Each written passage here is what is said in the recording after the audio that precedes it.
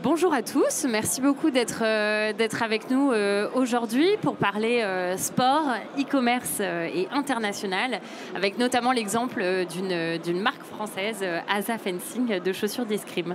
Alors moi je suis ravie de vous retrouver aujourd'hui et je remercie fortement les meneurs de nous avoir invités sur cette table ronde. Je suis Charlotte Przebelski, je suis responsable de l'accélérateur Sportec, qui est un programme tout nouveau qui a été lancé pour la première fois l'année dernière, qui a été voulu par le ministère des Sports et qui a été largement soutenu par la communauté des meneurs pour qu'on puisse le lancer. C'est un programme qui rassemble une quinzaine de dirigeants, de start-up et de petites entreprises du secteur du sport et qui vont partager en fait leurs enjeux, leur développement, leurs questionnements et leur prise de hauteur sur leur entreprise pour pouvoir se développer et évoluer dans la durée.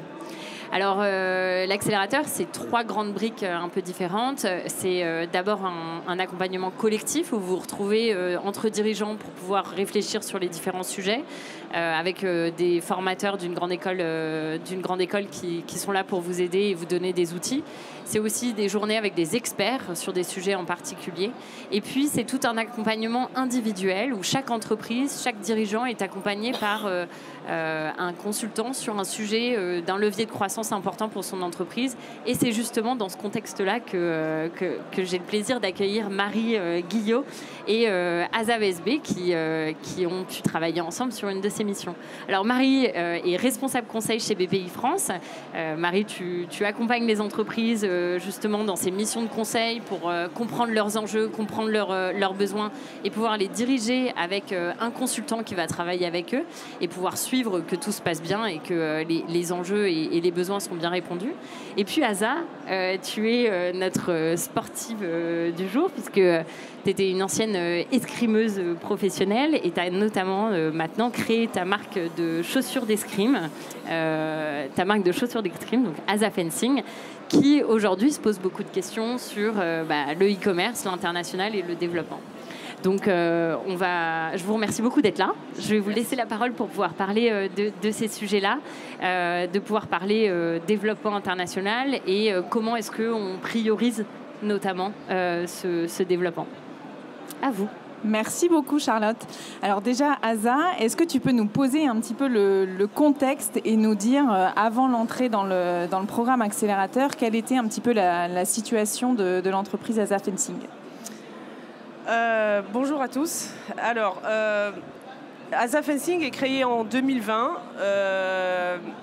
Donc moi j'étais, comme Charlotte a expliqué, moi j'étais escrimeuse de haut niveau et en 2020 quand j'ai arrêté ma carrière, j'ai lancé Asa Fencing. On fait des chaussures d'escrime et donc la journée a commencé au début tranquillement. Les 2 premières années c'était vraiment de la R&D, de l'innovation, du développement et c'est en 2022 qu'on a commencé à vendre. Donc au début on pensait viser le marché français et puis rapidement on s'est retrouvé avec 95% du chiffre d'affaires à l'export. Et donc, avant mon entrée dans l'accélérateur de BPI, donc on avait pas mal de sujets, pas mal de challenges en même temps. Donc, il y avait la production, il y avait le e-commerce, il y avait la logistique, il y avait l'international. Donc, c'était pas mal de sujets complexes, excitants mais complexes. Et c'était un peu flou pour nous, donc l'accélérateur est arrivé au bon moment. Et donc justement, comment est-ce que tu as réussi à prioriser tous ces sujets pour déjà avoir une vision un petit peu plus claire des enjeux et une fois le diagnostic d'entrée réalisé, qu'est-ce qui a fait que tu t'es orienté davantage vers cette stratégie e-commerce justement?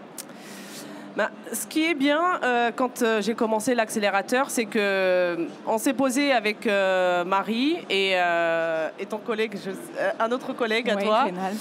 Et en fait, on a parlé de tout. On a mis tous les sujets à plat. On a parlé du business model de Asa Fencing, quel est notre produit, quels sont nos clients, quels sont nos marchés. Et à partir de là, l'équipe BPI a fait un audit de l'entreprise pour comprendre quelles sont nos priorités, comprendre quels sont les points faibles ou en tout cas les défis de Asa Fencing. Et à partir de là, on a posé le sujet le plus urgent, on va dire, qui était le e-commerce et l'international. c'était des sujets évidents, en tout cas qui semblaient naturels pour toi, ou le diagnostic justement d'entrée à faire sortir des points auxquels tu ne t'attendais pas forcément? Honnêtement, non. Le e-commerce, pour moi, n'était pas, disons, le point le plus urgent ou évident, en tout cas à mes yeux. Mais quand on avait travaillé toute la partie compréhension de notre business model, compréhension du marché, la structure de coûts de ASA Fencing, la structure aussi du chiffre d'affaires, le e-commerce est devenu évident. Il faut savoir qu'on est dans un marché de niche. L'escrime est un marché de niche. C'est un marché très fragmenté. C'est un petit marché sur le plan mondial et très fragmenté. Notre opportunité, c'est qu'on on est référencé spécialiste. Donc, on est connu dans le marché de l'escrime. Mais après, par manque d'expérience, on ne savait pas prioriser nos chantiers. Et c'est là où justement la mission avec la BPI est arrivée au bon moment pour qu'on puisse comprendre sur quoi travailler en premier. Ça ne veut pas dire que les autres chantiers sont délaissés, mais il y avait une priorité et le e-commerce est sorti en premier. On en reparlera plus tard, mais typiquement le e-commerce, c'est notre vitrine de ASA Fencing. C'est à travers le site web et les ventes en ligne que l'image de ASA Fencing se développe à l'international et en France. Donc justement, on a travaillé avec Bertrand Join, qui nous écoute ici, qui est un consultant avec qui on a l'habitude de travailler dans notre vivier de consultants chez BPI France, justement pour détourer un peu et cadrer cette mission de conseil, parce qu'une stratégie e-commerce, c'est quand même assez large. Et on a fait le parti pris d'aborder 2 volets dans cette mission de conseil. Un premier volet qui était de dire comment est-ce que le e-commerce contribue à mon expansion à l'international. Et le deuxième volet était plutôt focus sur le parcours client, l'expérience client sur le site internet, où on a justement évoqué des sujets de performance commerciale, de stratégie e-marketing, pour répondre à un besoin en fonction de la cartographie pays qui avait été faite lors du premier travail, et de mettre les moyens à disposition pour y arriver. Est-ce que tu peux peut-être nous en dire un petit peu plus? Comment est-ce que c'est fait cette priorisation pays? Avec quels critères? Est-ce que toi, déjà, tu connaissais un petit peu le marché des différentes zones où tu voulais t'implanter, où ASA était déjà présente? Alors, ce qui est bien dans le choix du consultant, Bertrand est là, c'était notre consultant e-commerce justement sur cette mission, c'est que moi, je connaissais très bien le marché, je connais très bien le produit, mais j'étais nulle en e-commerce. Bertrand, c'était le contraire. Et donc, le début de la mission, c'était vraiment devenir complémentaire. Bertrand, il a essayé les 2-3 premiers rendez-vous, il a essayé de comprendre le marché de l'escrime, le décortiquer, comprendre qui sont les acteurs majeurs, quels sont les pays où il y avait une grande dynamique de la pratique de l'escrime, où il y avait un appétit pour un intérêt pour le e-commerce aussi, parce qu'on en reparlera plus tard, mais il y a des pays où il y a un fort héritage d'escrime, mais ils sont moins confortables avec le e-commerce.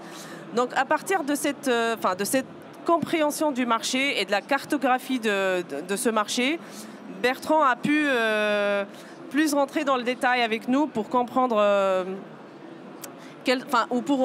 pour nous aider à prioriser justement les pays dans lesquels on voulait se développer. Il y avait aussi un gros challenge pour nous, c'était la logistique. Il y avait des pays, par exemple, très intéressants pour nous, mais qui nous coûtaient trop cher en logistique, aussi en campagne pub, en visibilité. Donc il fallait faire un arbitrage. Et donc cette première étape de la compréhension du marché était très importante, la compréhension des coûts, et après choisir justement les marchés prioritaires. Ça, c'est dans un premier temps. Après, il y avait une deuxième étape qui était la refonte du site web. Notre site web était était pas mal. Était pas mal, mais il y avait toute l'arborescence à refaire. On n'apparaissait pas dans les moteurs de recherche, donc il fallait comprendre quels étaient, par exemple, les mots-clés dans le marché de l'escrime, quelles étaient aussi les langues, les langues que devait avoir le site pour qu'on puisse apparaître dans les différents pays. Il y avait aussi une refonte de toutes les pages produits, faire des photos de mise en situation. Et en fait, il y avait pas mal de ce que Bertrand appelait les quick wins, pas mal de petites rectifications, petites corrections ou ajouts à faire pour améliorer le site, pour rendre, pour qu'il soit plus visible, plus compréhensible, plus attirant et attrayant pour le consommateur, pour qu'on facilite cet acte d'achat à la fin. Et donc ça, c'est les deux, disons, les deux gros axes de développement ou de travail sur lesquels on s'est concentré avec Bertrand, justement. Et donc, justement, sur ton site internet, est-ce que tu pourrais nous partager un petit peu des conseils pour avoir un site internet réussi en fonction, justement, d'une implantation multi-pays? Comment est-ce qu'on arrive à capter toute la clientèle qu'on s'est imaginée à travers un seul site web? Alors, avoir un seul site web pour plusieurs pays, c'est un défi en soi. Nous, par exemple, on est en train de penser à faire un site spécial USA parce que c'est un gros marché pour nous en B2C et pour des questions de logistique, en plus avec les défis actuels de la logistique, les tarifs, douanes, etc., c'est un sujet éminent pour nous. Mais avoir un seul site pour plusieurs pays, c'est un défi. La première chose, je pense qu'il faut faire, c'est avoir le site en plusieurs langues. Typiquement, nous, par exemple, un Italien qui cherche une chaussure d'escrime, il va taper chaussure d'escrime en italien, donc notre site, il ne va pas apparaître. Donc ça, c'est des réflexes basiques qu'il faut avoir pour son site. Après, nous, on est dans un secteur de spécialistes. On est dans un marché de niche. L'escrimeur, il a besoin d'avoir cette confiance dans le site et de comprendre tout de suite que cette marque-là, c'est une marque de spécialiste. Et donc, ce qu'on a changé en travaillant avec Bertrand, c'est que avant, on n'avait que les chaussures que les images, que les photos des chaussures. Et du coup, ce qu'on a fait, c'est que d'abord, on a créé des pages produits enfants, adultes, et qu'on a mis des vidéos, des photos des chaussures dans des situations, c'est-à-dire avec une mise en situation, avec des escrimeurs qui les mettent, qui font des déplacements avec, pour que le potentiel client comprenne tout de suite que c'est une chaussure d'escrime et qui voit tout de suite comment cette chaussure est utilisée par des escrimeurs. Donc ça, c'est aussi quelque chose qu'on a dû changer. La page produit, ça c'est un élément très important. La description du produit. La fiche technique, oui. La fiche technique aussi, c'est très important. Encore une fois, dans un marché de niche de spécialistes, il faut une fiche technique qui explique très bien en quoi ce produit il se différencie des autres, c'est quoi les points forts, comment il a été développé et testé par des athlètes. Donc il y a des mots-clés qu'il faut avoir dans les descriptions, dans le descriptif des produits, dans la page produit. Il y a aussi un autre élément très important, c'est tout ce qui peut faire... tout ce qui peut donner de la confiance aux clients. Typiquement, le produit, il arrive en combien de jours? Il faut le rassurer que la livraison est rapide. Il faut le rassurer que si la pointure ne va pas ou s'il n'aime pas la chaussure, il peut retourner la chaussure, de préférence gratuitement, mais ça, c'est un autre sujet. Que ce produit a été testé et reviewed,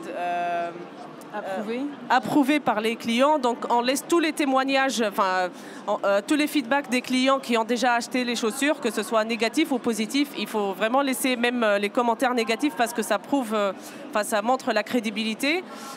Donc tous ces petits détails qui chacun tout seul peut paraître bénin, mais ensemble font une grande différence. C'est ce qui nous a permis de gagner en visibilité et d'accroître le trafic sur le site.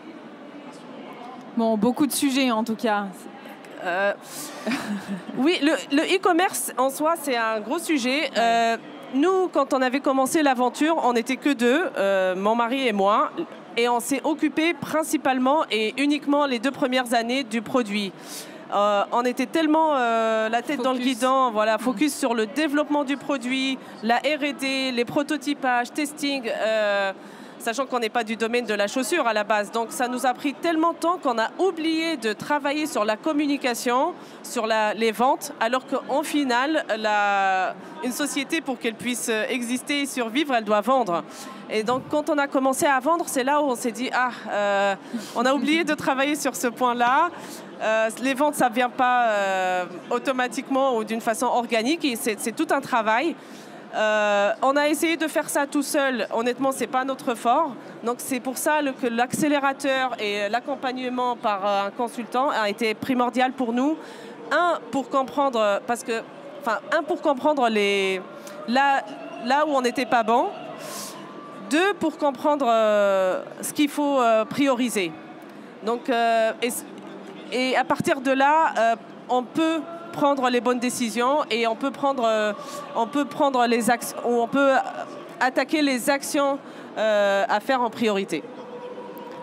Ça va faire 1 an que l'accompagnement a démarré. Si on fait un peu de rétrospective, si on rétropédale un petit peu et qu'on regarde dans le rétroviseur, avec tout le chemin parcouru, tous les deux avec ton mari, où on est ASA Fencing aujourd'hui? Alors, ASA Fencing aujourd'hui est présente dans 35 pays dans le monde. La France est venue plus tard, bizarrement, même si on est une société française et une marque française.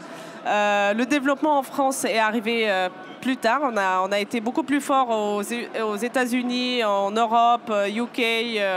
On est aussi très présent, par exemple, en Chine. La France est arrivée dans un deuxième temps. On a une quinzaine de distributeurs dans le monde. On a notre site e-commerce.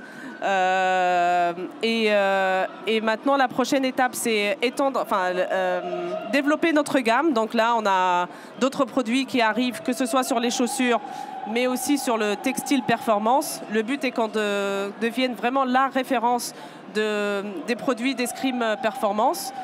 Et à partir de là, il y aura forcément de nouveaux défis, notamment, on en parle toujours, mais le défi pour nous le plus grand, c'est la logistique et la production dans un deuxième temps. Justement, est-ce que tu peux nous partager un petit peu les aléas que vous avez rencontrés ou en tout cas ceux que vous pouvez anticiper un petit peu en fonction peut-être parfois du contexte géopolitique des pays sur lesquels vous distribuez vos produits? Alors, ce qui est sûr, il faut toujours anticiper les mauvaises nouvelles, enfin les mauvaises surprises plutôt. Ça n'empêche qu'on peut en rencontrer d'autres. Nous, typiquement, 2025, pour nous, était un gros challenge, notamment avec les USA. Les USA, c'est notre premier marché et en B2B et en B2C. Cette année, malheureusement, avec les tarifs et toute l'incertitude sur le commerce avec les États-Unis, on a eu des annulations, on a vu une baisse de vente à un moment, les 3 premiers mois de l'année, on a eu une baisse de vente sur le site en provenance des États-Unis. Mais il faut s'adapter. En fait, plus on laisse de côté ses émotions et on essaie de trouver des solutions, on s'adapte. Ok, le marché USA en ce moment, c'est plus notre fort. Il faut trouver d'autres marchés entre-temps.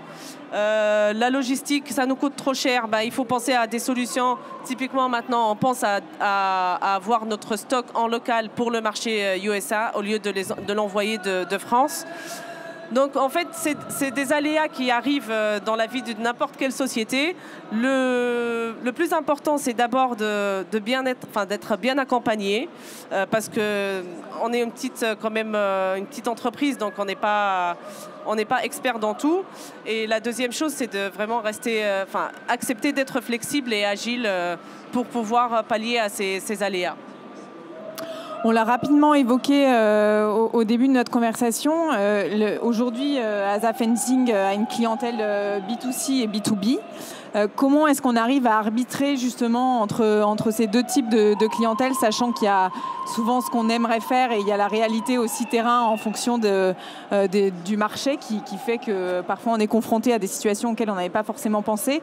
Comment est-ce que justement vous arrivez à répartir un petit peu ces deux types de clientèle ? C'était un des sujets qu'on a traité avec le consultant. Typiquement, il fallait faire le choix pour chaque pays. Est-ce qu'on fait que du B2C? Est-ce qu'on fait que du B2B? Ou est-ce qu'on fait les deux? Alors, nous, comme beaucoup d'autres marques et la plupart des marques, le B2C a moins de marge. En tout cas, pour nous, on a moins de marge sur le B2C que sur le B2B. Typiquement, en fait, en termes de chiffre d'affaires, chez ASA Fencing, on est sur 1 tiers B2C, 2 tiers B2B. Mais en termes de marge, le B2B est beaucoup plus haut parce que le B2C et le e-commerce nécessitent beaucoup de moyens.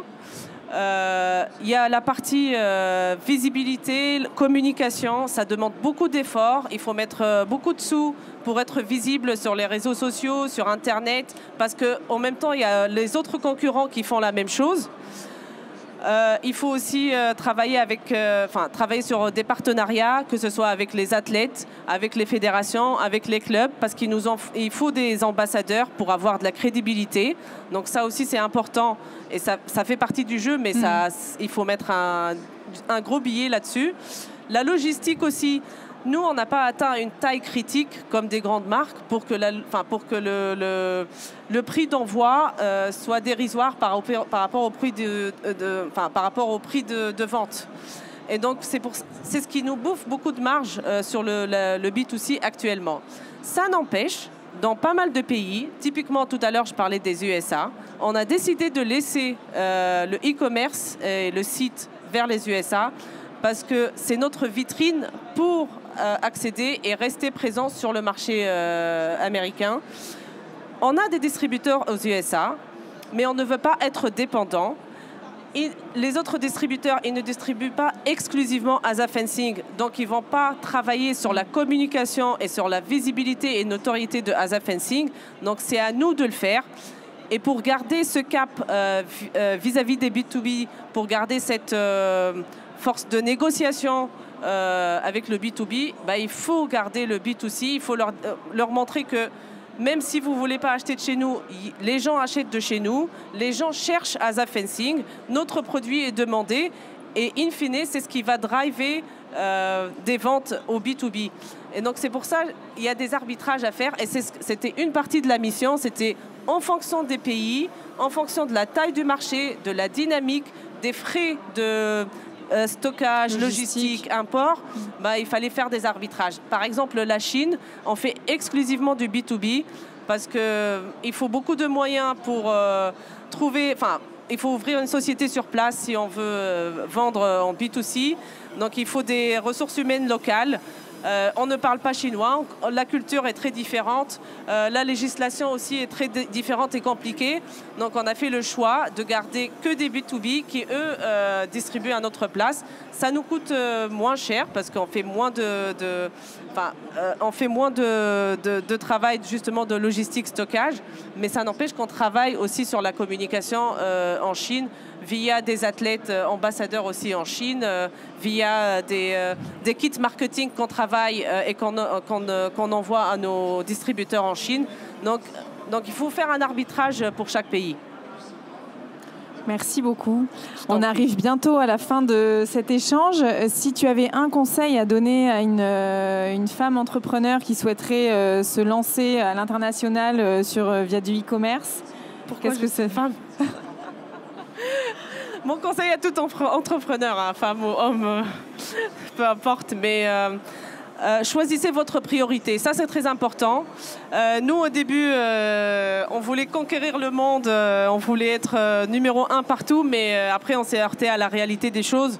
On ne peut pas tout faire en même temps. Oui, on peut planifier de faire des choses, mais il faut choisir sa priorité, étape par étape. Et aussi, il faut se faire accompagner. Je ne dis pas qu'il faut avoir en interne les ressources. On peut pas... ça c'est jamais possible, en tout cas pour une petite entreprise. Mais plus on se fait accompagner, et pour ça, il y a des dispositifs qui existent avec la BPI notamment, mais il y a d'autres acteurs.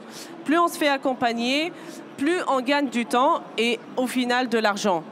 Et donc, c'est mon conseil, c'est vraiment comprendre les défis et après choisir ses priorités dans son plan d'action. Tu évoquais, quand on préparait un petit peu l'échange d'aujourd'hui, l'envie de rencontrer d'autres femmes entrepreneurs. Et c'est aussi toute la complexité qu'on a, nous, chez BPI France, d'encourager et d'accompagner surtout les femmes, parce qu'on a un vrai sujet de mixité dans l'entrepreneuriat. Est-ce que tu peux nous en dire un mot ? Tu vas peut-être créer ton réseau.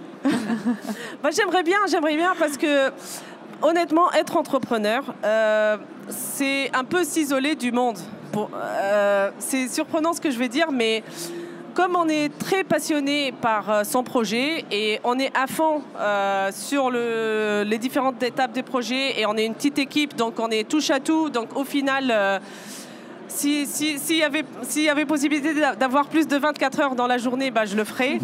Qu'on oublie d'aller rencontrer d'autres personnes, d'aller échanger, ce qui est très important, d'échanger avec d'autres entrepreneurs, parce qu'il y a certainement un entrepreneur qui est passé par une étape où nous, on est bloqué, et donc ça nous ferait gagner du temps. Le retour sur expérience est très important. Même partager ses craintes, partager ses échecs, ça arrive. C'est très important. Donc, moi, mon conseil, c'est ne pas rester seul, essayer d'aller chercher d'autres entrepreneurs. En tant que femme, c'est un challenge pour moi de mener à la fois un projet que j'ai commencé from scratch et en même temps une vie de famille. Et c'est arrivé vraiment en parallèle en même temps. Donc, c'est vraiment un challenge. Heureusement que je suis bien accompagnée. Mais je comprends que pour une femme entrepreneur, ça peut être parfois angoissant ou stressant de se dire « Ok, je me lance dans une aventure entrepreneuriale parce que j'ai moins de sécurité. Je vais peut-être laisser un taf stable pour aller créer mon entreprise ou mon projet. J'ai aussi une vie de famille, j'ai des enfants ou pas. » Et je comprends qu'on puisse avoir cette crainte, mais moi, ce que je peux dire, c'est que jamais je retournerai en arrière. Et avec tout le stress qu'on vit actuellement, même avec tous les aléas qu'on vit, par exemple en 2025, pour nous, c'est une année difficile. Mais même avec ça, jamais je retournerai à mon emploi stable et je laisserai tomber cette aventure. Parce que d'abord, c'est quelque chose que je fais avec passion. C'est le projet que j'ai choisi, c'est le projet que j'ai bâti et je vois les résultats. Et puis, ce que j'ai fait en 5 ans et ce que j'ai appris surtout en 5 ans, je pense que j'aurais mis 30 ans en entreprise pour l'apprendre. Donc ça vaut toute l'expérience et tout le stress que peut engendrer une entreprise, une aventure entrepreneuriale. Donc, mesdames, je vous encourage à vous lancer si vous avez une idée. Le plus important, c'est la passion et de se faire bien accompagner. Ça peut être des amis, ça peut être... les amis, par exemple, on partage avec eux l'idée et ils vont nous challenger, ils vont poser les bâtons dans les roues pour qu'on puisse tester son idée. Ils peuvent après tester le produit. Donc, le cercle proche et un accompagnement, ne le négligez pas. Et puis, il y a d'autres dispositifs. Moi, je suis accompagnée par la BPI, par Réseau Entreprendre. Il y a plein d'autres acteurs régionaux qui aident les entreprises ou les entrepreneurs ou les startups à se lancer. Donc, n'hésitez pas à chercher autour de vous. Et ça, c'est la force de la France. J'ai passé pas mal d'années à l'étranger, notamment en Norvège, en Asie, dans d'autres pays européens. Et je peux vous dire que la richesse de la France et la force de la France, c'est dans l'accompagnement de ces entreprises. On a beau critiquer, il y a des trucs à critiquer, mais si on prend le tout, la France quand même est de loin un des meilleurs en tout cas acteurs pour accompagner les entrepreneurs à se lancer et à développer leur projet. Et donc il faut oser. Oui, il faut oser. Et si vous voulez être accompagné et rejoindre comme ASA un réseau d'entrepreneurs, pouvoir être accompagné, partager vos bonnes pratiques, vos difficultés et avoir ces missions de conseil et ces formations, il y a un programme accélérateur Sportec deuxième promotion du coup qui se lancera en avril 2026. C'est l'occasion pour entre 15 et 20 dirigeants de start-up du secteur du sport de pouvoir passer 12 mois ensemble, de partager, d'être formés, de réfléchir, de prendre de la hauteur et pareil d'avoir une mission de conseil sur le sujet prégnant. Asa, pour toi c'était le e-commerce et l'international et pour chacun ce sera différent mais en tout cas on aura une réponse pour vous accompagner, alors surtout n'hésitez pas. Et je rajoute qu'on fait des ateliers pratiquement chaque trimestre, on a un atelier sur 2 jours avec un expert dans un domaine.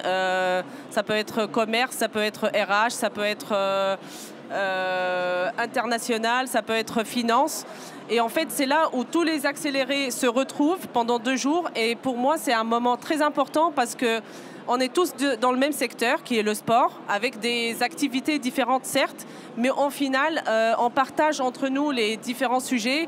Et moi, ça m'a beaucoup aidé à trouver des solutions plus rapidement sur des sujets où j'étais bloquée, par exemple. Donc, je vous encourage à jeter un coup d'œil sur ce programme-là. Pour moi, le plus important, oui, l'accompagnement, mais aussi le réseau que j'ai pu constituer grâce à ce programme. Super, merci beaucoup à toutes les deux pour cette intervention. On reste ici quelques temps si vous avez des questions, donc surtout n'hésitez pas et merci beaucoup.